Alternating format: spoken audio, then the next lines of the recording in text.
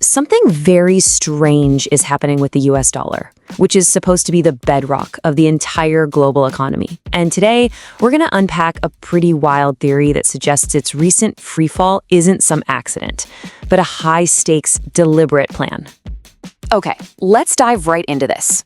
At the heart of it all is a massive economic mystery. It has pretty much everyone from Wall Street to Main Street scrambling to figure out what in the world is going on.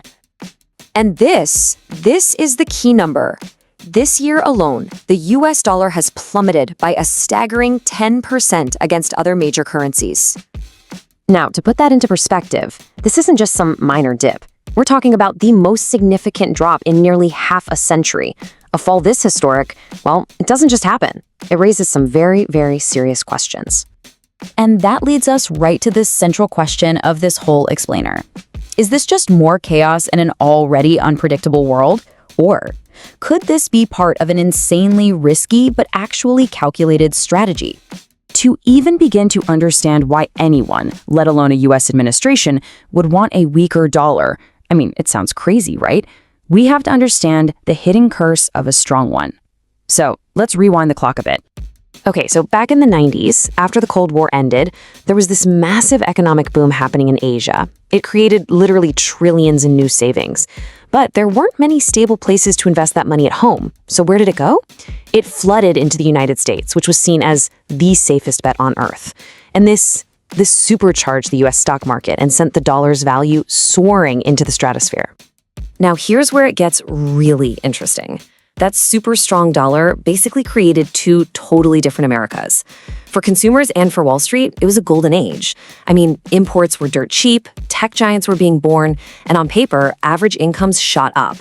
But for American factories, it was a death sentence. Their products suddenly became way too expensive to sell overseas, and they couldn't compete with the flood of cheaper imports coming in. And this is the cost. In just a single decade, the United States lost about 3 million manufacturing jobs. Think about that. Entire communities were just hollowed out as the factories shut their doors for good. All of this widespread economic pain, it created the perfect political opening for a very simple and very powerful promise to bring those jobs back, to turn back the clock on globalization, and to put American manufacturing first, no matter what. So the first big attempt to fix this problem, back around 2016, was to launch a massive trade war using tariffs as the main weapon. But they had this deeply ironic and, for many people, totally unintended effect. It backfired. This slide breaks down a really counterintuitive theory from Scott Bessent. So when the US announced big tariffs, global investors got nervous about other economies. And what do you do when you're nervous? You run for safety. And the safest asset in the world has always been the US dollar. So this massive inflow of cash pushed the dollar's value even higher, which made the original problem for manufacturers even worse. The very tool that was supposed to help them was actually hurting them more. So if tariffs, your main weapon, actually backfire, what's left? Well, according to this new theory, there's only one incredibly radical option left on the table.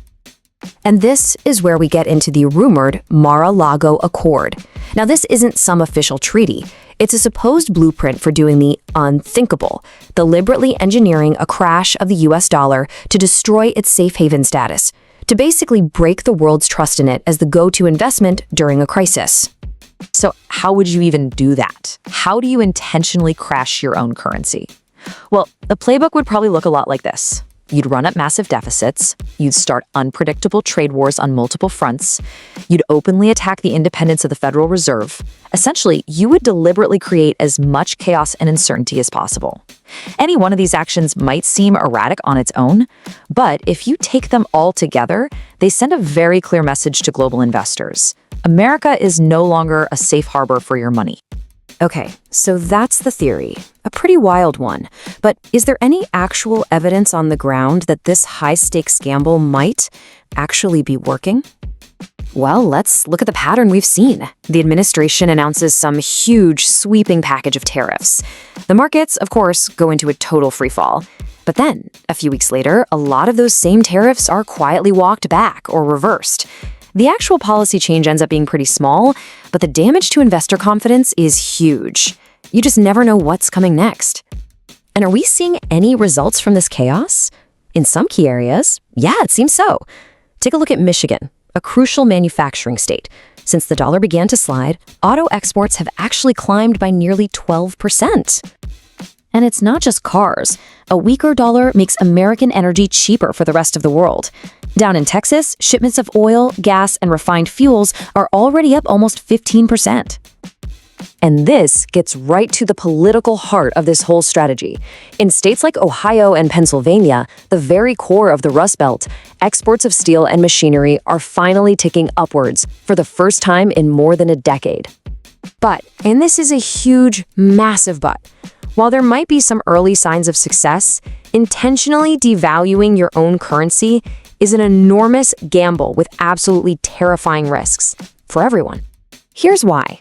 The U.S. national debt is sitting at over $36 trillion. The only reason the country can borrow that much money and do it so cheaply is because global investors trust the U.S. dollar completely.